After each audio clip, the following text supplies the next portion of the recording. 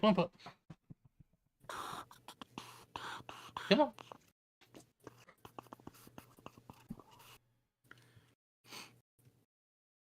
All right. We are live. I'm trying to pull up What's going on, everybody? the video. Also, apparently, there is an app. I don't know if there's a desktop version where you can stream to multiple platforms at the same time. Yes, it's Restream, I believe. Oh, see, the one that's on. We tried to use it on Sunday with our phones, but I hadn't set up our YouTube stream, Yeah. apparently. And it's called Prism. Okay. You can live stream. Now, it might just be a phone. I don't know. I know on the phone, it's like you can multi-stream. So it's kind of like Anchor in that like you send it to one place and it goes everywhere. Right. I know that. So technically, once you reach affiliate on Twitch, Yeah. which is that's like after you get your 50 followers and you stream X amount of hours or whatever, to where you can start making money. Yeah. You can't restream, so you can't be streaming on multiple platforms. Oh wow. Yeah, it's kind of BS. That's weird. It's very weird. It's dumb. But it is what it is. Just want to do that. I'll pin that to the top. And let's do a little hanger. There we go. this.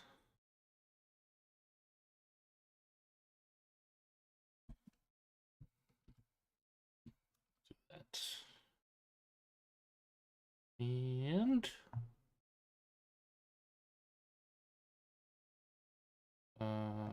what else I need to do? That's what I need to do.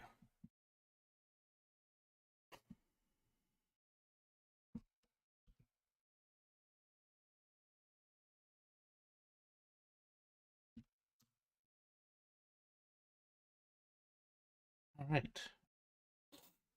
I feel like I'm ready. I think. I think I'm ready.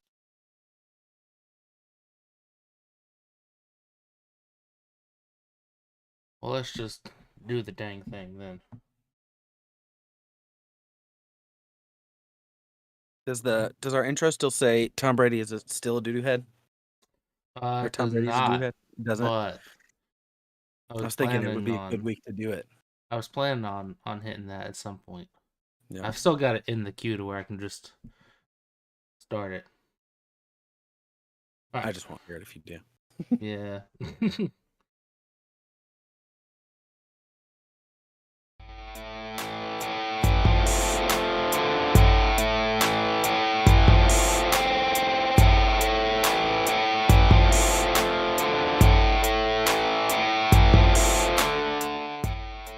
5 months ago, we kicked off the 2022 season with the Buffalo Bills dominating the reigning champs, the Los Angeles Rams. A mere 284 games later, here we are with one left to play. The biggest game in all of sports. What's going on, everybody? We're back! As always, I'm your host, Devin Primrose, joined by my brother from another mother, Mr. Blake Ivy. What is going on, man? Man, I'm glad to not be sick anymore. I feel like I've been sick for like the last... It feels like a month. I think it's only been 2 weeks, but like, it's just nice to be back and healthy.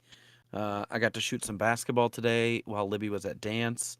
I feel very old because it's like bending my knees. It's like bending my knees to shoot a free throw is like, oh, I'm in my 30s. Like that's what when I shoot a free throw, my thought in my brain is I'm in my 30s. They don't bend like they used to, like noise free and pain free. So it's a little more difficult, but I still love to shoot some basketball. So I got to do that today. But just glad to have my health. Looking forward to the Super Bowl. It was so weird on Sunday. Like I always look forward to being able to watch the NFL. And so Yeah. Pro Bowl week is just the worst. Because I mean, we talked about it before the show. I'll just flat out admit it. I didn't watch any of the Pro Bowl. It just that makes two of us. Yeah, it just didn't interest me. And that's not unusual. Like that's not true. I usually like the little games and stuff they do, but yeah, for some reason I was just like, I've got enough on my plate than to watch grown men do a water balloon toss. I watched some of it on the Thursday night show because they did some of the games on Thursday night, and it was all right, but I don't know. I wish that they would move the Pro Bowl back to after the Super Bowl instead of having the week in between. I get why they do the extra week. Like, they give both teams an extra week of, one, getting rest, getting healthy, and two, game planning. I understand it. I get it, but I hate it. As a fan, I hate it. I'm just gonna flat out say that. I think that it would make it more enjoyable if you got to see, because obviously a lot of the players that get voted in are going to be playing in the Super Bowl, because the Super Bowl's usually two of the better teams in the league, which means they're going to have some Pro Bowl players on there.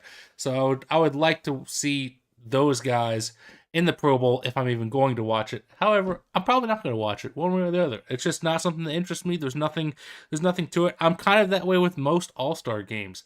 When it comes to the NBA, I'll watch the Friday night stuff because that's always fun. The slam dunk contest, 3-point shoot around, all of that.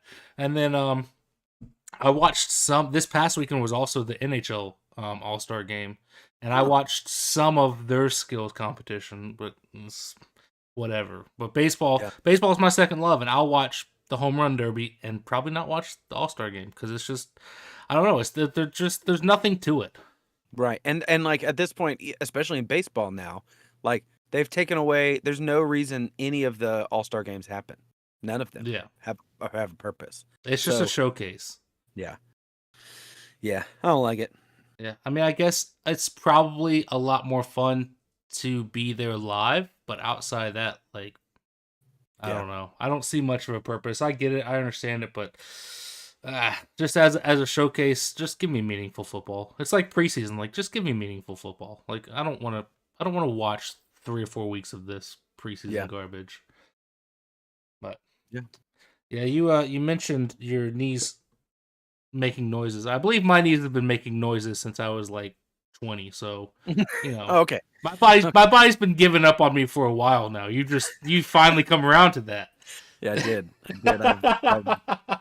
Well, the thing is, I had I had a high ankle sprain, and then almost immediately followed that with getting plantar fasciitis in the other foot. So, like, I've been really limited in terms of what I could do at all. So, I'm just thankful that I can be on a court and jump and move, which is nice. Well, as we all found out, a week and a half ago, just because you have a high ankle sprain doesn't mean that you can't lead your team to another Super Bowl. I don't know how that man did it. It was ridiculous. Like, we talked about, is he the best quarterback even on one leg? And I think the answer is yes.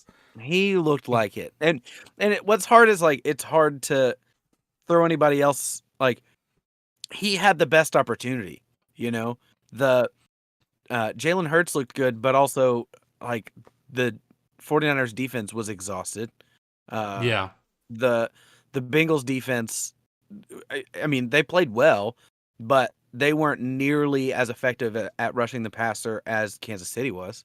Kansas City's pass rush was incredible. And so, like, of all of the quarterbacks who played this weekend, Patrick Mahomes is the one who, he had an offensive line and time, and, he didn't have to buy it like he normally does. But yeah, he still looked incredible for sure. Yeah, I do hate that we got what ended up happening in that San Francisco Philly game, because I think both of us probably would have said that's the one that we were looking forward to more, was that game of the two. Yeah. And unfortunately, we just didn't get to see what we all expected to see. And I honestly think that game to me showcases that Brock Purdy might be as good as advertised. Because maybe. You look at the way he looked when he entered that offense, 7-8 weeks ago now, 9 weeks ago, versus how Josh Johnson looks when he came in. Granted, it is against probably the best defense in football in the Philadelphia Eagles. Yeah. But Josh Johnson looked like garbage. Complete garbage. He did not look good in any area of that game. And then obviously he goes out with a concussion in the third quarter, and San Francisco is just screwed at that point because Purdy can't throw a pass. He can't throw a pass. No, as we now know, he has a torn UCL, which is going to require surgery. Hopefully it's just repair surgery, so he's only out 6 months versus a year and a half. But, I mean, yeah, a guy gets hit on the arm and he could be, his whole career trajectory could be a lot different. Yeah, man. I didn't realize the recovery time on it was that long. So it's 6 months if it's just a repair. If it's a full reconstructive surgery, so the UCL is the ligament that they repair in Tommy John surgery. Whenever pitchers get Tommy John surgery, and that is a 1.5 year recovery process. So if it's a full reconstruction, which they're thinking it won't be, at least that's the last I heard, which was like a week ago at this point, then it will only be 6 months, which means he should be back in time for a late start in training camps towards the end of July, beginning of August. Yeah. But we'll see. I mean, we mentioned QB trauma there, just building to a fever pitch at this point. Because we mentioned it 2 weeks ago that like we both think that guy should be absolutely number one on the depth chart going into training camp. But now he's coming back from injury. That opens the door for third overall pick Trey Lance to maybe showcase some goods in training camp. Say, hey, I also got screwed by injury. Let me get another shot at this thing. Yeah, it's that's something to watch. It's something to watch for sure. That's crazy, man. Yeah, but those games that they were good enough, but like, I think the overarching theme from takeaway from the 49ers and Eagles game was, man, this was really unfortunate. It could have been a much better game. Yes. Meanwhile, the kind of takeaway from the Chiefs Bengals game, and I know we have a Chiefs fan who listens who's going to be really upset about this, but I think a lot of the takeaway, the talk afterward was about the refs. Fair, and it's fair too. It's fair. Yeah. And like I don't want to take anything away from the Chiefs in that, but anytime the refs are that involved, it's just annoying to watch, you know? Like it's just like, come on, like we don't want you deciding the outcome of games. And now that late hit out of bounds was stupid. It was not the ref's fault that got called. That was a stupid penalty made just by mistake, But the things leading up to that, the mystery third down repeat, that it's like, excuse me, what? It's like, Patrick didn't get it. Let him try again. And in my opinion, on the more or less last play of the game with the penalty, that to me, I agree it is a penalty by the rule. The guy's slowing up. Like he's like it wasn't a malicious hit. You know what I'm saying? Like to me, penalties should be called when it's a clear, like this is intentional, and that was not intentional. Like, he's clearly slowing up. Patrick Mahomes was barely one step out of bounds at that point. No, he was. Both of his feet were in the white. That's why it was like, okay, like it's just it's tough. He was clearly out of bounds at that point. To me, nothing about that hit looked malicious, though. It was just like, I'm trying to slow up, but I'm also a football player running at full speed, trying to make a tackle of another guy. I'm not, and Patrick Mahomes obviously, had a little bit of a flop job there, a little bit of a sell. Good on you, Patty. I got you, but I don't know.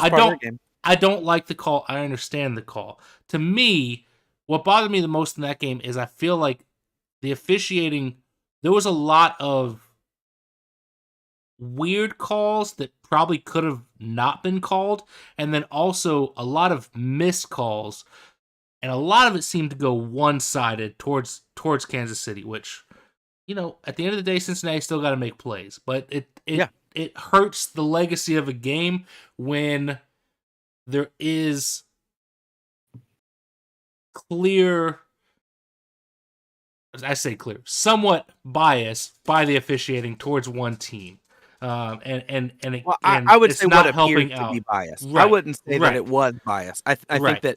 I think that that's what bothered me. Is it like I understand that it happens, and even if it is like you just happen to be calling it one sided, like I get it, but Yes. it's who it was for. Just made it feel, I don't know, almost almost like it was. I mean, the jokes afterward are everybody was talking about the NFL is scripted, and so that was, it was like, well, here's part of the script. And I just hate any time that is brought up, and so I hated that, and honestly I hate it for the Chiefs. Like I hate it that Yeah. like that the refs kind of take that away from them, that it's like they could have won that game outright, but Right. now there's this fog over the game of like, yeah, but the refs, Right. and so yeah, it's just a sucky situation all the way around because of the refs being too involved. They were Yeah. like, "Hey, we haven't had enough screen time tonight, so we are gonna throw some yellow on the field." But great game though. I mean, it really was like Yeah, a good back and forth game, and like going down to the wire. Joe Burrow had, I believe, he had 2 chances within like a 2.5 minute span to try and get a drive going. He didn't get it done either time. You have Patrick Mahomes leading the offense, obviously, after a nice 25-yard punt return from Sky Moore. Those are the kind of things you want to see in a championship game. Is it coming down to the wire between two very good teams and two teams that have a little bit of a history between them now? yeah. I think that's going to be a very fun rivalry to follow for the Oh, for next couple sure. of years between Burrow and Mahomes. That's going to be a Yeah. fun one. It was not a good game if you like to watch running the ball, because Oh, that is true. the Bengals had 71 yards and Kansas City had 42 yards. The Yeah. longest run of the day was Joe Burrow had a 14-yard run. The next longest run of the day, tie between P. Ryan and Joe Mixon, both had 7-yard runs. So Yeah. outside of Joe Mixon, nobody had a 10-yard run all day, which is sad. It's kind of crazy. Kind of crazy because both those teams, their run game was part of the reason why they were even there in the first place. Yeah, it was such a big factor. Yeah. Yeah. Well, let's put that in the past. Let's jump over to our end of the year awards predictions. This Thursday night, before the Super Bowl kicks off on Sunday, we have the NFL Honors Night, which is kind of fun as a football fan to watch. Almost got like that more than the Pro Bowl. Yeah, I mean, I'm kind of with you on that. I'm kind of with you.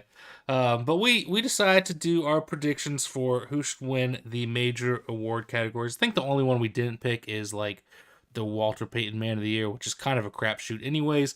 And then the Assistant Coach of the Year, just because who knows assistant coaches? Not us. And also we're picking who we think will win, not who we would want to win, right? Correct. Yeah. Okay. So which one do you want to start with? You want to get Coach of the Year out of the way? Yeah, man, let's do it. Okay. So And do you want to start with who you predicted yeah, that's the season? That's what I was gonna do. So my prediction for Coach of the Year going into this season was very stupid, very bad. I predicted Brandon Staley because I'm an idiot, and I just felt like he had a good year. I felt like the Chargers were going to be better than they were. Obviously, they dealt with the injury issues. Yeah. It is what it is. But I thought if they have a good season, he's probably a factor in that. Maybe he'll get some love, but was not to be. Who was your preseason one? Are you ready for this? Nick Sirianni. Wow. I'm the smartest man alive. Well, let's not get crazy now. Oh, yeah. Okay, that was my one pick that was really good. Okay, my one preseason pick that I can hang my hat on. Coach of the Year, the one that everybody loves to brag about with their buddies. Yeah. Hey, guess what? I totally called this Coach of the Year. Well, speaking of Nick Sirianni, here are the finalists for Coach of the Year. You have Nick Sirianni with the Philadelphia Eagles, Kyle Shanahan with the 49ers, Doug Peterson turning around that Jacksonville franchise, Sean McDermott up in Buffalo, and Brian Daboll in New York with the Giants. Who do you think is deserving out of those 5? I actually, what's funny is I had already made my picks before I grabbed my preseason predictions, and Yeah, I had Nick Sirianni. Like that's fair. that's who I picked. I just think that what he did with this Eagles team, there was nobody else start of the season to finish of the season who was as dominant as the Philadelphia Eagles. The only dip Yeah, they had was when Jalen Hurts got hurt, and but other than that, this team is just so good in such a quick turnaround. Like I think that he's done such yeah, a great job from a team that, you know, won the Super Bowl in 2018, and then this is 5 years later, which is almost unheard of a team like not being a real threat, and then 5 years later that quickly. I mean, this is almost a complete rebuild. yeah. So, yeah, I'm just impressed with. I've been impressed with what he did with the Eagles. I love how creative the system he put in for Jalen Hurts is, and so for me, I think that's a lot of why I have him winning. But yeah, so I still went with Sirianni as winning Coach of the Year. Yeah, that's a great pick. I mean, I told you off the air before we even started that this is the one category that really I'm okay with any of these guys winning. I do think that we had a little bit of discussion, and I do think that you mentioned Brian Daboll not being worthy, and I agree with you on that because Yeah. we both think that the Giants are frauds. However, that team was awful last season. Awful. Yeah, but like, how do you have Brian Daboll there but not Pete Carroll? Like, I agree. they did the I same 100% thing. agree with that. Yes. They did the same thing. Like, they took a team that was nobody Or and that was expected to have less than 5 wins and took them to the playoffs. Or my man MCDC. Where's the MCDC love? The guy went 8-2 down the stretch. Well, hey, you love the phrase down the stretch. No, listen. Let's What I'm together saying, a whole what I'm season saying is first. the Seahawks and the Lions finished with the same record. So if we're gonna talk Pete Carroll, like Dan Campbell should get some love, Brian Daboll, like they're all to me in the same camp of like these are guys that took teams that were positioned to do bad that nobody thought would actually be good. No. The Lions did exactly what people expected them to do. That's not true. The Lions did exactly what me and Peter expected them to do. You did not. And also, a lot of the media did not. They got a lot of love in the preseason simply because they were on Hard Knocks and people fell in love with them, which is fair because Hard Knocks was great with them. But that nobody predicted them to be in the playoff hunt in Week 18, which they were. I think a 500 like that 500, win or two. Right, sure. You can't finish 500 now, but Sure. I think that's where I assumed they would be. Is like, hey, they're gonna take a leap, but not quite enough to be playoff threat. Right. And so I don't know. I'm just saying I'm not what they're supposed to do. They got slightly better than the year before. They're a lot better than the year before, but I'm not going to because they were 3-13-1 last year. They went from 3-13-1 to 9-8. That's a 6-win difference. But I guess that's true. I'm not advocating that he should have won this award. I'm advocating that if we're going to put Daboll in the conversation, I think Dan Campbell deserves to be in that conversation as well. That's a tough one to sell for me. I do think Daboll's going to win it. Hot take. I don't agree with that, but I think that he probably will. And the other one, he's a New York coach. They love. New York. Everybody loves the Giants story this year. Whatever. Blah, blah, blah. But the only other one that seems weird is Sean McDermott because Buffalo did exactly what we expected them to do. They didn't, there was nothing to it. But my pick is Kyle Shanahan. And the reason is because the biggest story in the NFL, Brock Purdy, third string quarterback, takes them to the NFC Championship game. Yeah. I mean, you're I think you could What else do you have to do to win Coach of the Year besides being on your third string quarterback and make it to the NFC Championship game? Yeah. And how he was able to build that, what that team has become that defense is so incredibly dominant. The offense is so creative. Yeah, no, I think Kyle Shanahan is definitely a potential winner for sure. So I really think it could be any of these. Like, and we haven't even talked about Doug Peterson. Like, Yeah. you talk about a guy that took I mean, this Jags team completely turned them around. Yeah. Got them into the playoffs. That's But just unbelievable. like we discussed with Pete Carroll, MCDC, Brian Dabble, they're all right there in the 9-8, 9 and like that's their area.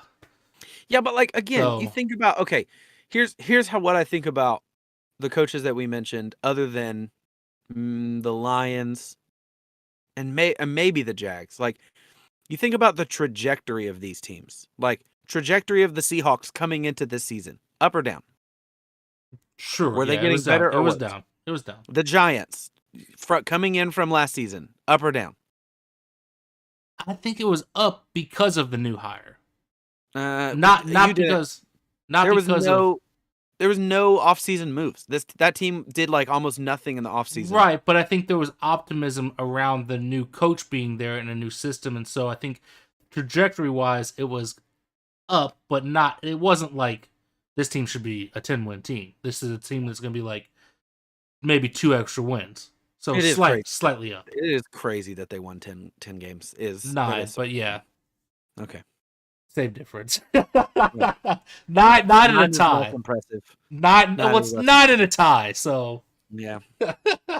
You get to double digits in the NFL, which I guess it's different because it's an 18-week season or 19, whatever we're at, 17-game season. That's but yes, I agree with you. Of those 4 coaches, the Pete Carroll would make the most sense because of everybody assuming the Seahawks would have a drastic drop off after the Russell Wilson trade. Yes, I agree. Yeah. And I mean, I think the same thing with Doug Peterson. Like, that team was in absolute shambles, and what he did with them, granted, they do have a lot more talent. But I mean, yeah, the Giants and the Seahawks, both of them, it's like you look at that team and you go, how did you get to the playoffs with that? How did you do that? Speaking of that Seahawks team and making it to the playoffs, there was a key player involved in potentially getting there, which leads me to comeback player of the year. Good transition. My preseason prediction for comeback player of the year was Run CMC, and as was mine. I was with you on that. I think that most people probably would have predicted him because he's a very easy candidate to pick. All he's got to do is stay healthy, and he's probably going to win it, which is what happened. And he had a great year mostly for San Francisco after the trade happened.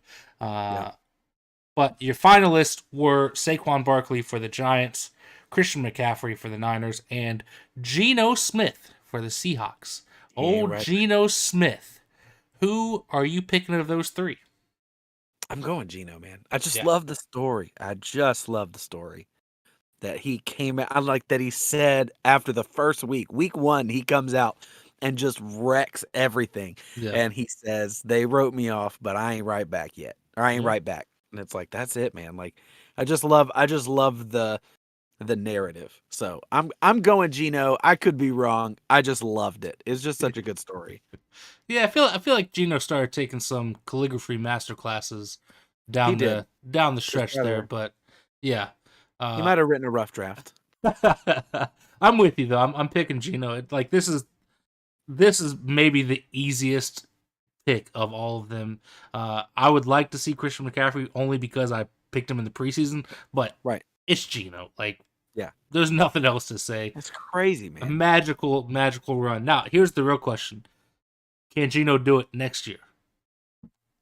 I don't see any reason why not.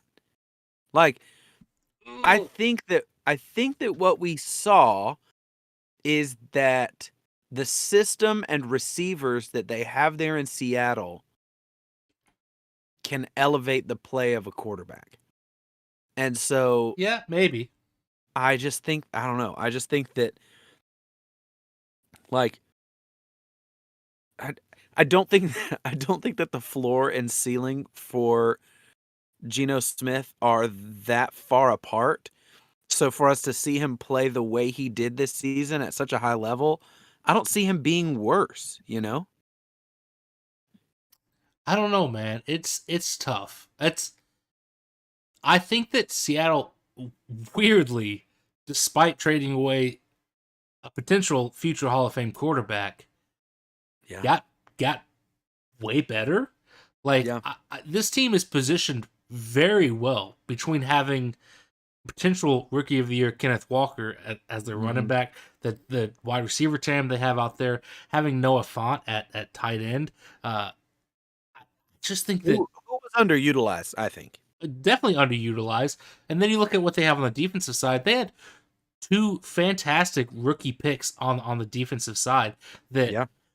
I don't even think they were first round. I want to say they were late round picks that just like Yeah. what they did in the draft was incredible.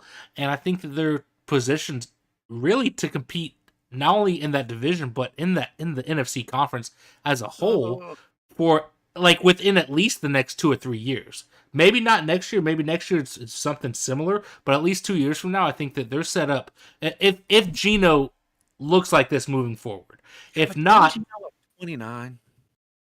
What's that? Isn't Geno like 29? He is old. He is old, and if he doesn't look like this, then they're going to have to find a quarterback. But there's plenty of quarterbacks out there. 32, man. Plenty of veteran quarterbacks floating around out there. I don't know how willing the Seahawks are to get into that market for an Aaron Rodgers, for a Jimmy Garoppolo, for a Derek Carr, someone like that. But Derek Carr up there could be magical. I mean, I'm still a Derek Carr believer. I think Derek Carr anywhere could be magical. I think that he was bullied out of Vegas by Josh McDaniels, if I'm being honest. But we'll see what happens on all of that. I'm with you though. Geno Smith. Yeah. Let's just I'm just gonna go scroll right up the page. There you go. Next up, we have Defensive Rookie of the Year. Speaking. Why am I getting? What is Alexa doing out there? Did you hear any of that? Did that come through? I did hear Alexa. I figured you did. Let me just timestamp that. Alexa? Okay. All right. Speaking of some fantastic defensive play from some of those Seahawks rookies, Defensive Rookie of the Year, we have cornerback Tariq Woolen as a finalist, Aiden Hutchinson, the Lions defensive end, and Sauce Gardner out in New York as the Defensive Rookie of the Year finalists. Who was your preseason prediction? I remember that I'm pretty sure that I said that I think that Sauce is probably the best, but that I ended up picking Jordan Davis, defensive tackle out of UGA, for the Eagles, which, I mean, it was admittedly a homer pick, but I went Jordan Davis. See, you had your little moment in the sun to look like a genius earlier. I went with the sauce. I got covered in the sauce for my Defensive Rookie of the Year pick. And I remember saying, I said, I think this one's kind of weird because cornerbacks don't usually have flashy enough stats to be in consideration. Usually it goes to like a defensive end or an edge rusher that can pile up the sacks, such as Aiden Hutchinson. But I went with Sauce. I thought that he'd have a great year, and he did have a great rookie year. And that's who I'm going with to win the award is Sauce. Yeah, that's who I have winning it too. I think that there's no way that, Aiden Hutchinson did. I think Aiden Hutchinson's growth throughout the season was impressive. To me, it made him look like he was not going to be a flash in the pan, but that he is developing. And so what I saw from Aiden Hutchinson is really good, but I don't think that he put up consistent enough numbers for the whole season to really compete for that award. So I went with, I definitely think it's going to be Sauce on that one. Yeah, I'm with you. I just think Sauce looked the best out of the bunch. I just hope that we get him, whenever he goes up to accept the award, can we have him wearing a cheese head on his way up there? That was like one of the best pictures of the season. Was him after that game against the Packers, walking around the stadium with the cheese head. Let's just get that on Thursday night. Oh man, well, let's look over at the offensive side, and surprise, surprise, there's another Seahawks player on the offensive side for Offensive Rookie of the Year. We have Kenneth Walker III, the Seahawks running back, Garrett Wilson, the Jets wide receiver, and weird pick here, Brock Purdy, the 49ers quarterback, as your Offensive Rookie of the Year finalists. Who was your pick for Offensive Rookie of the Year in the preseason? Uh, offensive rookie. Oh yeah, because it's just called rookie. I just wrote rookie of the year. I went Dameon Pierce in my preseason picks, which Good pick. I felt pretty good about that. Very good pick. Yeah, I do think he had a great season. I think that he got snubbed in place of Purdy. He did slow down towards the end of the season though. So true. We'll get into that in a second. My Offensive Rookie of the Year preseason prediction was Drake London. I felt like he would, help out that Atlanta offense a little bit more than he did. But he did have a good season though. I forgot that, a key part of being a stud wide receiver is having a quarterback that can actually pass to you. Yeah. So yeah, that did not work out too well. But when it comes to the finalists, it feels really weird to me to have Brock Purdy on this list. I understand. Hold on. My dog's being crazy. Yeah, you're good.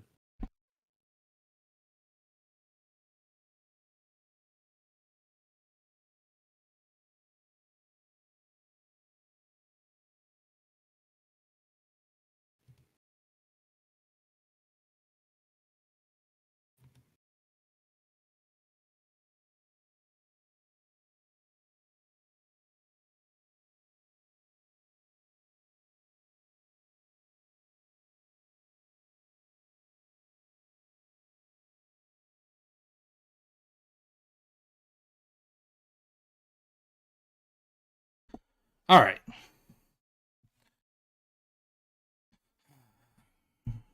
Just more stuff for me to edit.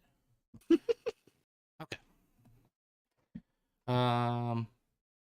Yeah, it feels really weird for Brock Purdy to be on this list because, like, I understand what he did and it was magical. Obviously, it captured the entire NFL fandom, but he only played like 6 regular season games. That's not a full season, and I think that we look at what Chris Olave did in New Orleans, putting up consistent numbers again, just like Drake London, no quarterback. He had Andy Dalton, Jameis Winston throwing to him, bum quarterbacks. Or a Dameon Pierce out in Houston. Like, I would rather see either one of those guys instead of Brock Purdy. I don't know, man. I actually picked Brock Purdy to win Offensive Rookie of the Year. I won't be surprised. I won't be surprised in the preseason. In the preseason, I said, I called it. It just we didn't record that part. It got lost. Is the part of the lost recordings. Okay, but let me read you off. We've been a little stat stingy. So I'm gonna pick it up now. Okay, I'm on my game. I got my stats over here. So Brock Purdy this year, he had a quarterback rating of 107.3. He had 13 touchdowns, 4 picks. He had 1,300 yards. He had a great season. And I just think 67% completion percentage as a rookie. And you think about what was expected from him. To me, that's like, fair. To me, that's a huge thing as far as Rookie of the Year. It's the same reason I think like Kenneth Walker is deserving of being in this conversation. Is it's like Kenneth Walker was, I think, a 3rd round pick. I don't remember when he was drafted, and I don't have that offhand. But I mean, he was not a like, oh man, he's going to be awesome. But then he comes in and he ends up getting the starting job, and he too missed some time or wasn't the starter for the first 4 games of the season, but ended the year with 1,050 yards, and I know that he had more scrimmage yards if you include receiving. I don't know. I just think that it's like those two guys to me, not a whole lot. They so much exceeded their expectations, and so True. That's where Chris Olave, maybe even Dameon Pierce, especially Garrett Wilson. I think to me, it's like, okay, I mean, yeah, sure, him and Chris Olave, and I think Drake London all had very similar seasons. It was like, yeah, they were big contributors on teams that didn't do much, whoop-de-doo, way to go. So to me, it's hard to give it to those guys. Where Kenneth Walker and Brock Purdy were instrumental in a team that went to the playoffs. So, yeah. I don't know. That's just my 2 cents. To me, it's just tough giving a guy that didn't even play half the games a Rookie of the Year award. Like, it's not even like Brock Purdy didn't even play in half the games or didn't start half the games. Like, he didn't even play in them. It wasn't like he came in like the fourth quarter in some games. Like, he didn't even play in them. He played in, That's true. I believe he played in 7 regular season games, 6 of those as the starter. I'm not entirely sure on that number. I'm pretty sure that's what it is. But that's not enough to me to be Rookie of the Year, which is why I went with old Kenny Walker. That's who, to me, what he did for a Seattle team, again, like we've discussed, that had zero expectations. They were not supposed to do anything. I chose them to go 0-17 in the preseason because I thought they'd be that bad. And he was a stud for them. He looked legit. So that's why I'm picking him. But I don't disagree a ton with the Purdy pick. I like the idea of Purdy winning Rookie of the Year. And I won't be surprised if that happens. I don't like the fact that he didn't play anywhere close to a full season. Yeah, and you're right. Like, problem. It would be weird to give it to Breece Hall, who played 5 games in the beginning of the season? Yes, but was lights out. Again. Yeah. Yeah. And but then you're gonna potentially not. I mean, you nominated Brock Purdy, who played 5 games. Like, they both played 5 games in the season, but the difference is one of them it was the last 5 games, and the other one it was the first 5. It does seem a little like counterintuitive that you're gonna acknowledge one guy's partial season as, hey, he was extraordinary, but not another one who was extraordinary. Breece Hall was ridiculous when he was playing. That's actually a good example, because Breece Hall played 7 games. He played 7 games, and he racked up almost 500 yards and 4 touchdowns in those 7 games, which as a running back is not too shabby, especially as a rookie running back. And then you look at time too, right? And then you look at Brock Purdy, and Brock Purdy played in Memento. Started 5 games.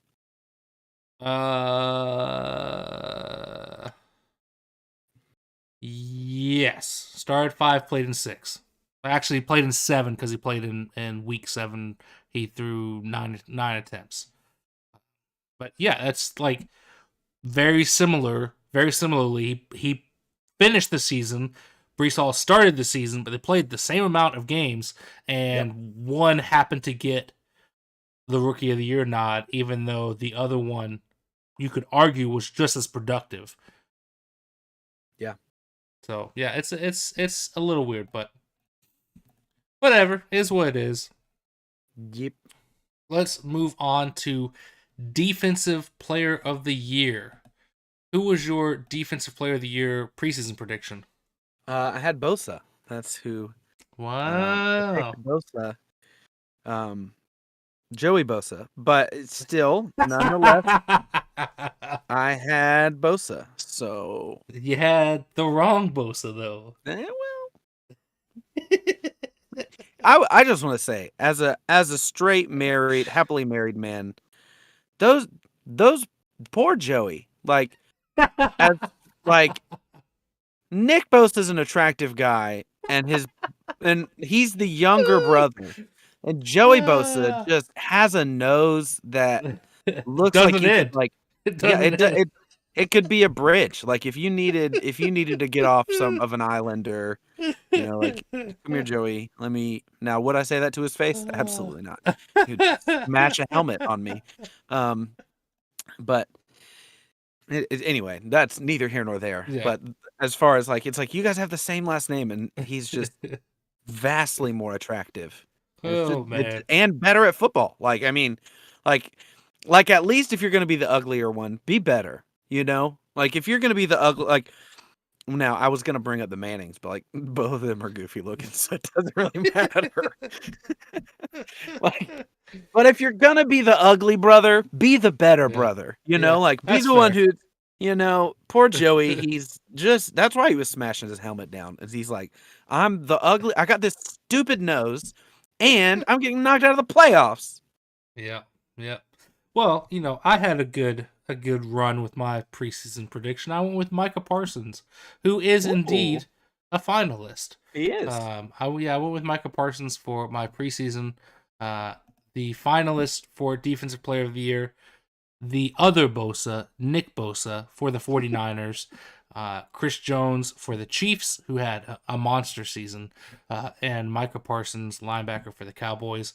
However, I'm switching it up for my postseason prediction. I'm going with the other Bosa, Nick Bosa. Yeah. I think is going to win this pretty unanimously.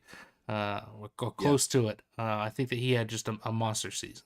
Who you got? Yeah. Same. I've got Nick Bosa. He was just an absolute force this season. Yeah.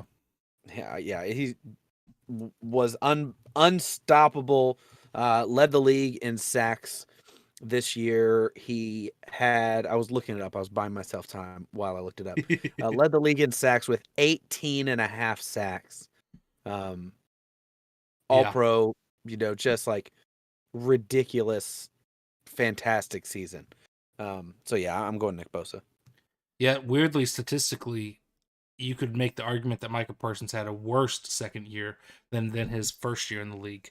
I definitely thought so. He to me, he underwhelmed. From what he did. It's very similar stats. Now he was used a little bit differently. I think that they used him more as an edge rusher this year versus like your typical linebacker. So the total tackles were down about 20 tackles. He only had a half sack more, and the passes deflected and the forced fumbles were the same. He had 3 of each of those. So that's what I'm saying. Like, he did not make any kind of leap, and you could argue that he actually regressed a little bit from his defensive rookie of the year last year. Yeah. But yeah, Nick Bosa was a monster. That was a very easy pick there. Yeah, he was like, to me, very clearly the most dominant force this year. So yeah. This next one is it's a little wide open, I think. We've got Offensive Player of the Year. My preseason prediction for Offensive Player of the Year was Nick Chubb, which I still feel good about. I think Nick Chubb had a fine season. He didn't have a fantastic season, but I don't think that's ever a bad pick, because Nick Chubb's always going to be, as long as he's healthy, one of the top 3 running backs in the league. And one of these years, if he goes off, maybe he can snag Player of the Year. You just keep guessing him. You might be right eventually. Yeah. Listen, it's a better pick than Baker Mayfield. So that's true. Preseason, I have Offensive Player of the Year going to Christian McCaffrey. So even though he was not nominated, I feel pretty good about that. I mean, he still had a great season. So, and to me, I mean, I don't know why he's not mentioned in here. I don't know why he's not on this list, but I guess that's fine. If they would exclude quarterbacks, I wish they would. If they would, yes. That's kind of the problem with Offensive Player of the Years. Weirdly, we both picked running backs, and it's not really a running back award. In fact, there's not really any award for running back outside of Comeback Player of the Year or maybe Rookie of the Year. But Offensive Player and MVP do not go to running backs historically. So it's usually a wide receiver, because that's the flashy position, or the MVP quarterback or second best quarterback if it's a tight MVP race. And that's kind of what we have lined up here. We have Tyreek Hill, wide receiver for the Dolphins, Jalen Hurts, Eagles quarterback, Justin Jefferson, wide receiver for the Vikings, and Patrick Mahomes, Chiefs quarterback. No surprise here that the two Super Bowl quarterbacks are both listed. Who do you got, man? I'm going with Justin Jefferson. I think that he was an absolute just freak of nature. Yep. Led the league in receiving by almost 100 yards this year. Yep. Had multiple 200-yard games, if I remember correctly. Just sounds right. Like he was unstoppable. I think it would be a disservice to him to give the award to anybody else, in my opinion. Is he the best wide receiver in football? Yes. Yeah. Like I don't think that there's another. Yeah, I don't think there's anybody that I would say is close. Not close, but I think that he cemented his place as the best with this season. He was an absolute force. So yeah, I'm with you. I also chose him. To correct myself, he didn't have two 200-yard games, but he did have 223 against the Lions, and then he had another game where he had 193, and then another game where he had 184. So he had pretty close to. It was pretty close to feel like 200-yard games. I feel like the 184-yard game was against the Packers in Week 1. Well, Week 1 they played the Bears, but no. Oh wait, no, that was the end of the season. Sorry, Week 1, 184 was against the Packers in Week 1. Yeah. I felt like that stat seemed familiar. I felt that one in my core. Yeah, I've also got Jefferson. That's again, I feel like that should be an easy pick. I will say I don't think Jefferson's going to win the award, unfortunately. I feel like it's probably going to go to the winner of MVP or the second best quarterback. So Mahomes or Jalen Hurts. But we'll see. Speaking of MVP, that is the last and final award that we have to predict. Who was your preseason MVP pick? I don't even want to say it. I don't want to say mine either, so Russell Wilson. Woo! That one's worse. That one is worse for sure. Oh, it's so bad. It's so bad. Listen. Before you justify it, I just want to point out the only reason why this MVP pick, is not as bad as me picking Baker Mayfield is the previous 8 years that Russ had in Seattle. That's the only reason. And I think that the year I was about to hop into this. I think the year he's about to have with Sean Payton. I think Sean Payton with Russell Wilson is going to be ridiculous. Sure. So I have high hope. I might, spoiler alert, might pick Russell Wilson to win MVP next year. I'm kind of with you on that. I'm kind of with you. That's pretty crazy, that combo. And he can't be worse. So yeah, I don't.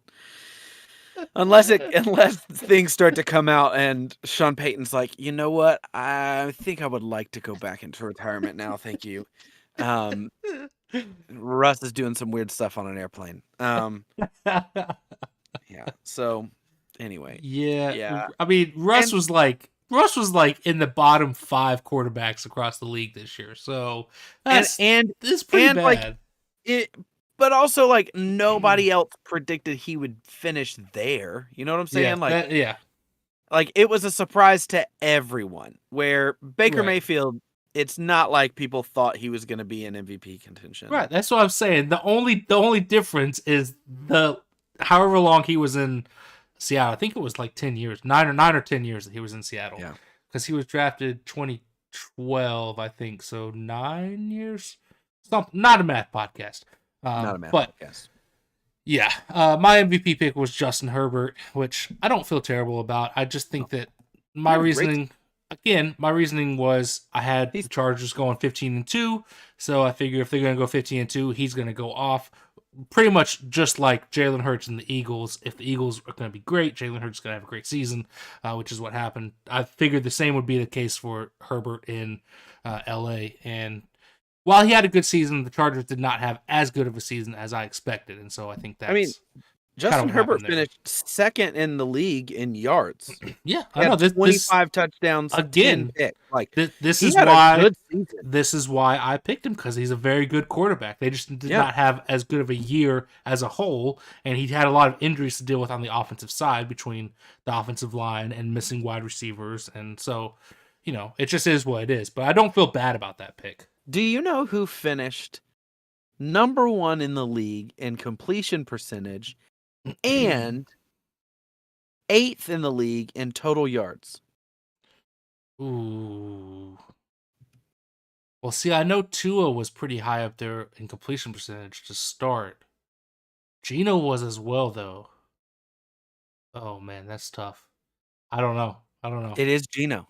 Yeah. He ain't right back, but he did lead the league in completion percentage and was top 10 in yards. That's crazy. Bananas. That's crazy. Yeah. And he was up 1.5 percentage points above Joe Burrow, who is second. Wow. Like he was not messing around. That's crazy. What was his touchdown to interception ratio? 30 touchdowns, 11 picks. That's still pretty good. That's 3-1. Yeah. Wow. Yeah, Burrow was 35-12. Herbert was 25-10. So he threw one more pick than Herbert and threw 5 more touchdowns. Yeah. Which I do think Herbert missed sometime because he had that rib injury.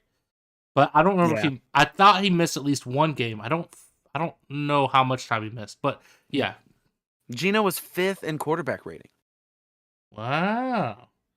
Geno did Geno get snubbed for MVP? Nah, because his team didn't do enough. His team got to the playoffs when they weren't expected to at all. That's true. He might have. And honestly, if you take Geno off that team and the way that he played, do they still make the playoffs? Probably not. Yeah, so that's a case for MVP. Not. That's a case for MVP. Anyways, your MVP finalists were Josh Allen from the Buffalo Bills, which I think he's just a perennial MVP finalist at this point. Although I do gotta say, Josh Allen might be the next Russell Wilson in not getting an MVP vote, because he seems like he's always a bridesmaid, never the bride kind of situation. But anyways, Joe Burrow, Bengals quarterback, Jalen Hurts, the Eagles quarterback, Justin Jefferson sneaking into the MVP talk, Vikings wide receiver, and Patty Mahomes, the Kansas City Chiefs quarterback. Who did you pick as your award winner? I've got Mahomes. I think now I will say that if Jalen had stayed healthy and played the last 3 games, I really think he would have the argument against Patrick Mahomes, because I thought that what Jalen Hurts did was pretty incredible as far as he had 22 touchdowns and 6 picks. And then you consider his rushing contributions. I just think that, and I don't know if you know this, he squats over 600 pounds. I put that on his MVP resume as well. But anyway, I've got Patrick Mahomes. I think he had one of those, he's just the best player in the league. And so you gotta acknowledge that. Similar to how I feel with Justin Jefferson, Justin Jefferson was almost historic this year, and I don't understand how you would not give him an award. I think Patrick Mahomes was just a clear cut above everybody else in the league at his position. I don't think that there's anybody else who is as clear cut and maybe Justin Jefferson, clear cut of a number one at their position as Patrick Mahomes was this season, Yeah, I mean, just to strengthen your case, I mean, he's the only quarterback to throw for over 5,000 yards this year. He had 500 more passing yards than the next closest quarterback. He threw 6 more touchdowns than the next closest quarterback. Now, mind you, he threw 41. He's the only one to pass the 40 mark. He threw 41. The next closest was Joe Burrow and Josh Allen with 35. And then the guy sitting in fourth was Geno Smith, 11 touchdowns behind Patrick Mahomes. That's how much better he was between first and fourth position. 12 picks was right there around what everybody else was doing for the most part. I think he technically, Tua had a better passer rating at the end by 0.3 points, but Tua also missed like 6 games with concussions. Patrick Mahomes had a better QBR than everybody. I think he's number one in so many categories.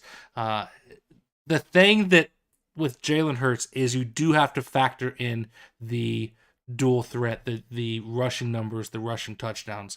But I mean, honestly, I don't think that the numbers between him and Jalen Hurts are going to be that different.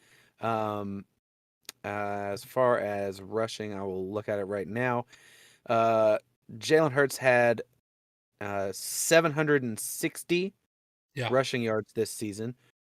Meanwhile, Patrick Mahomes had 358. So he did double, more than double.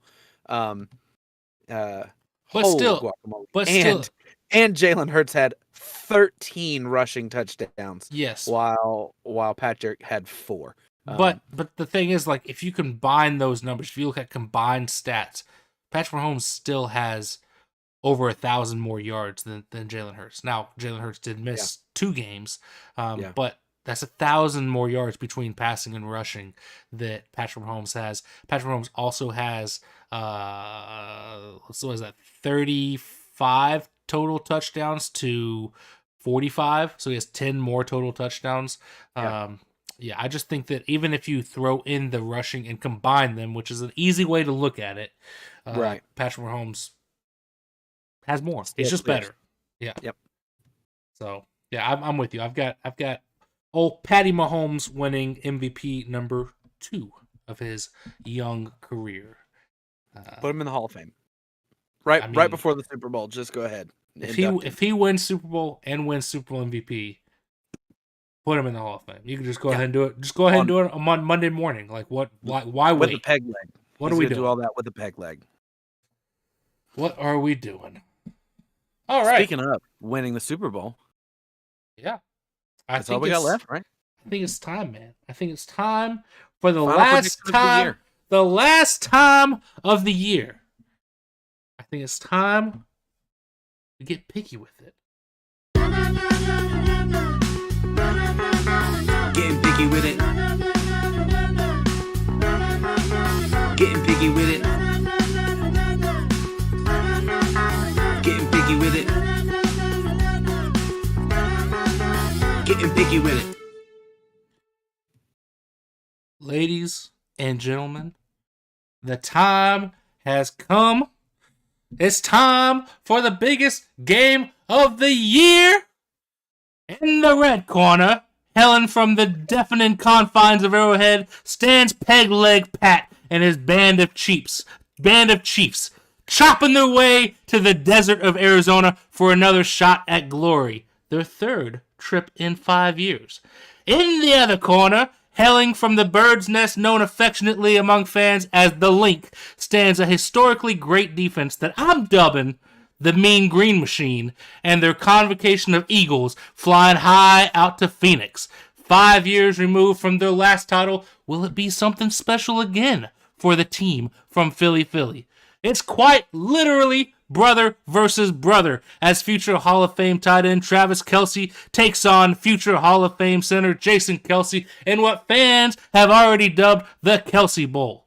Will Andy Reid have his revenge against the team that canned him for not being able to win the big one? Or will his former assistant, Nick Sirianni, say, nay, today the student becomes the master? If you aren't hyped for this one, you don't deserve to call yourself a football fan. We got the Kansas City Chiefs taking on the Philadelphia Eagles. 57 years we've gotten to this point. It's time for Super Bowl 57 over on Fox at 6:30 p.m. Who you got, man? Hey, I do want to mention, and you had your whole rant, and it was great, and it was beautifully written, a great soliloquy. But also, the first time we have 2 black quarterbacks starting in the NFL. Notable. I think we're celebrating. Pretty awesome. In this game, okay, let's do some like pros and cons, right? Okay, if you break down both of these teams, quarterback, who has the advantage? Gotta go Chiefs. Yeah, you gotta go Chiefs, right? But not a lot. It's significant, but it's not like a ton, right? Running game, who you got? Eagles. You got to go Eagles, right? Receivers, who do you got? Ooh, Eagles. You got to go Eagles. At tight end, you might, if you include tight end when I say receivers, you might say it's a push. Like both of those. So offensively, really, you're looking at a push. You've got a great quarterback against a really good quarterback. You've got a great rushing tack against a pretty good rushing tack. You've got great receiving weapons on the outside and on the inside. Okay, let's flip it over. Defensive line. You have the 2 best pass rushing defenses in the league. Number 1 and number 2 coming to face off in the Super Bowl. So you call that? I mean, we really could just call that a push. You then go to the second level of the defense. You go to the passing defense, and where is the difference? Who has the better deep backs, corners, safeties? It's the Philadelphia Eagles. Philly, yeah. It's the Philadelphia Eagles. So when I look at these 2 teams and I say, hey, what is the most glaring gap on these 2 teams, other than one of them is the most magical quarterback that has ever played the game, right? Like that is a factor that you cannot quantify. But to me, as far as everything measurable, I think that when I look at this game, the team that I think is the most complete is the Philadelphia Eagles. I have Jalen Hurts, and as you dubbed them, the Mean Green Machine, going out to the Wild West and bringing home their second Super Bowl trophy in franchise history on the shoulder, the injured shoulder of Jalen Hurts. I got the Eagles. Well, it's only fitting that on the last game of the year, we're split. I mean, it makes sense. I'm rolling with the Chiefs, man. I cannot bet against Peg Leg Pat to go out there and get it done. I agree with you that is the one glaring difference. Yeah. However, Philly relies a lot on their run game. Their run game fuels everything on that offense. It sets up the pass, and they do it incredibly well. The Kansas City Chiefs are 8th in the league in rushing yards per game. 8th in the league. So technically the 8th best defense against the rush, defending the rush. That's pretty good odds in your favor. Now you are facing probably the best rushing attack in football. Arguably the best rushing attack outside of maybe like the Niners, because the Niners are really good too. Or the Bears also belong weirdly in that category. Sure, but I'm talking about like teams that are complete enough to actually have a good, you know what I'm saying? Right. Like the Eagles are right there. In fact, I want to just pull up, just so I can have it for my argument, the top rushing teams. Offensively, I'm almost positive that Philly is number 1. Philly is number 5. They are 5th in the league. Who's number 1? The Bears. Okay, good. Yeah, That it's makes me feel better. Bears, Ravens, Falcons, Giants, Eagles. Ravens. I knew it was another one. I think that I hate to say that the Eagles are not as good as their record indicates. Oh. I'm not saying that. I don't want to say that. You did. You said it. People say let me this, I and prefaced then say, it. But I prefaced it saying I hate to say this. Okay. Go ahead. The Eagles did have a very easy schedule this year. Now, they dominated everybody they played. I will say that. They absolutely did that. But we talked about like 7 weeks into the season that this Eagles team could realistically go 17-0 because of how dang easy their schedule is. And then you look at what they got in the playoffs. They got a New York Giants team that were frauds, absolute frauds. And their then playoff run has been easy. And then they got a 49ers team who defensively looked great until they couldn't get out of their own way. And then offensively had nothing. So that defense, sure, that defense looked good on paper because they were facing Josh Johnson and Brock Purdy who couldn't throw. So there's still part of me that wonders just how good this Eagles team actually is, and this game will absolutely showcase that for sure. Because 100%, because you're facing one of the best offenses in football, if not the best. Definitely the single best player in football right now is Patrick Mahomes, and it's might as well get used to it because it's going to be that for the next probably 5 years at least. Yeah. So you're going to see just how good that defense actually is, how good that defensive front is going up against a good offensive line in this Chiefs team. I will say that I point to that 49ers game as being a little unfair to showcase the Eagles, but that front seven against the 49ers offensive line, which the 49ers have a really good offensive line, destroyed them. And that's the reason that Brock Purdy got knocked out of that game, is because of the front seven of the Eagles. And the 49ers pass rush, which was also ridiculous. Yes. Looked mortal against Lane Johnson, Travis Kelce, them boys in the front of Philadelphia. Philadelphia's offensive line is unbelievable. I would say probably better than Kansas City. Oh, if you want 100%, yes. You want to add another layer to the. I think Philly's offensive line is matchup. I think they have the best offensive line in football. I don't even think it's necessarily close between them and anybody else. And I think I would argue that San Francisco and maybe even Detroit, honestly, belong in that category too. San Francisco's up there. Detroit, maybe. What Detroit did the second half of the season and the adjustments they made were unbelievable. For sure.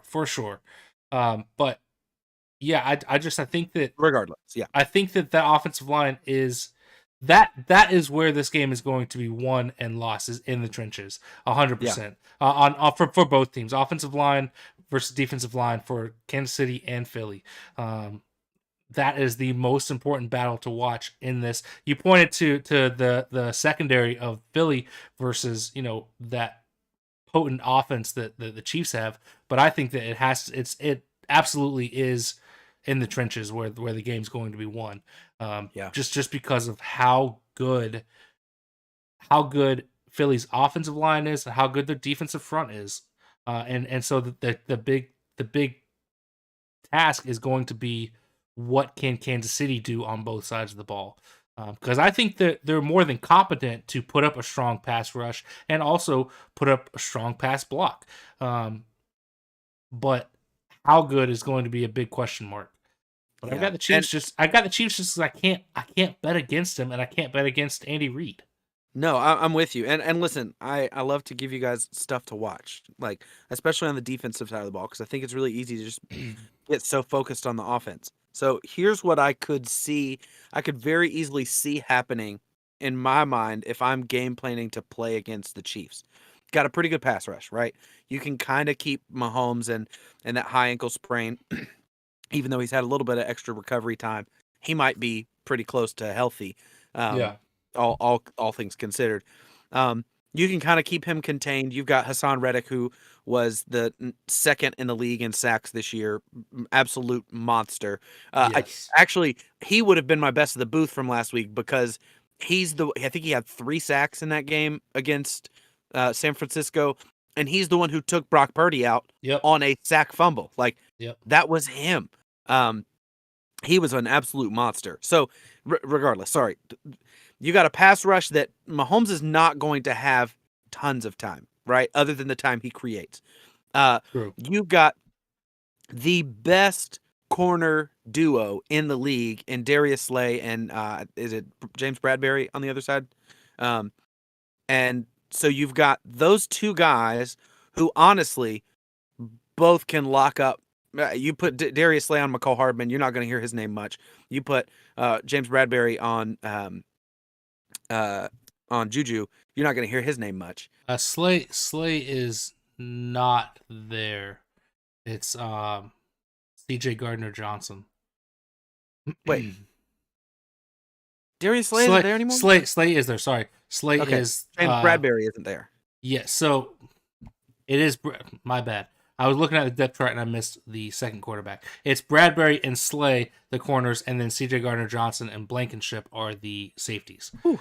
Yes, you are correct. My bad. Okay, so you've got these corners who can absolutely, pretty much neutralize Kansas City's wide receivers. So what does that let you do with linebackers and safeties? Crowd the middle of the field, do something to slow down Travis Kelce. When you don't have to help the corners with safeties over the top or linebackers kind of in these other zones or helping out, when those corners can almost man-to-man these receivers, it's going to allow them to make the day harder. I'm not saying you can ever stop Travis Kelce, the greatest tight end to ever play football. But you can get in his way and not give Mahomes enough time because of your excellent pass rush to do that. Meanwhile, on the other side of the ball, Kansas City's defense has a great pass rush, but as we saw Dallas against Philadelphia, pass rush doesn't mean anything against the Eagles because they get the ball out quick or they run it away from your pass rush because that's how Jalen Hurts operates. And so he neutralizes pass rush, and those receivers are so good that I don't know, man. I'm really excited to see this Eagles team prove themselves because they haven't been able to do it all postseason. They've just kind of been gifted wins almost. Yeah. And so I'm really excited to see this Eagles team operate at 100% against such a complete opponent that is Kansas City. And that's something we haven't been able to say about Kansas City in a long time. I mean, for them to be second in the league in pass rushing, that's unbelievable and terrifying to be like, not only do you have to deal with Patrick Mahomes, but also the second best pass rush in the league. So that's what excites me about this game. I'm really excited about the Eagles' defense and what they're going to do to try to slow down Kansas City. And I love watching the Eagles' offense. I love Jalen Hurts running that RPO. I think, again, he is just unmatched in his ability to make that initial quick read. He's awesome. So anyway, sorry, that was my nerd rant about what I think the Super Bowl will look like. Yeah, no, I mean, I'm with you. This is probably one of the most, I think, evenly matched team or evenly matched Super Bowls we've had in a while. I feel like, Yeah. I do feel like it's tough to say that at the end of the day you don't get the two best teams in the Super Bowl, but I think that because of how any given Sunday the NFL is, to where Right. especially in the playoffs, it's one game, one and done. And so, you could have a team play each other 10 times and one win 9 out of 10 times, but that one time, if it happens in the playoffs, they're gone. Yep. And so I do think that there's been multiple times where we haven't gotten the matchup that necessarily we deserved. This is 100% the matchup that we deserve as fans of the sport. These are the two best teams in football. I think you can confidently say that with the way that they've played all season. It hasn't been just a couple of seasons. Hasn't been just 5 or 6 games down the stretch of the season. It's been the entire season, 14-3, 1 seeds in both conferences, and they're both so evenly matched. The other thing to watch in this one will be the health of the Chiefs wide receivers. They are pretty banged up. I was just checking the injury report. McCole Hardman was placed on injured reserve yesterday, but he was kind of like their 4th wide receiver anyways. He wasn't that big. Nah. What? No way he ended the year as their 4th most potent receiver. Fourth on the depth chart behind Juju, MVS, and Kadarius Toney, with the way Toney was being used down the stretch after they made the trade. And speaking of Juju and Toney, both those guys are dealing with leg injuries. Yeah. Kadarius Toney's got an ankle injury, and Juju's got a knee injury. They both practiced on Monday. They both practiced again today. So we'll see. I mean, they're still going to play. How healthy they'll be, we'll see. But I also think that the talents of Travis Kelce more than makes up for what that wide receiver core is lacking. But yeah, and the talents of Travis Kelce and Patrick Mahomes. Yeah, man. I think it's gonna be a good one. I'm quite excited for this weekend. I think it's gonna be fun. Yeah. I mean, Super Bowl is good every year, or at least on paper, it's good. Several that I didn't love. I'm again, just like I've said all postseason, I'm just hoping for a good game. I don't want to see one team blow out the other, which I don't think will happen with these two teams. Yeah. Unless there's injuries, and you never want to see injuries in the biggest game of the season anyways. So yeah, I'm here for it. I'm excited. But as always, we appreciate you tuning in and listening to us however you are doing so. If you're on YouTube, hey, what's going on? Maybe you should click that subscribe button and come back every Tuesday when we go live. If you're listening to us in your car or at work or in the office, however you are consuming it, we appreciate you. We thank you. Come join us on Super Bowl. Happy Super Bowl. Happy Super Bowl Sunday should be a holiday. Let's get that to happen. Super Bowl Monday should be a holiday. So that too. The day after. That too. Let's get a petition going to make that a national holiday, because it absolutely should be. But as always, follow us on our social medias. Hop into the Discord, and I think that's that. That's that.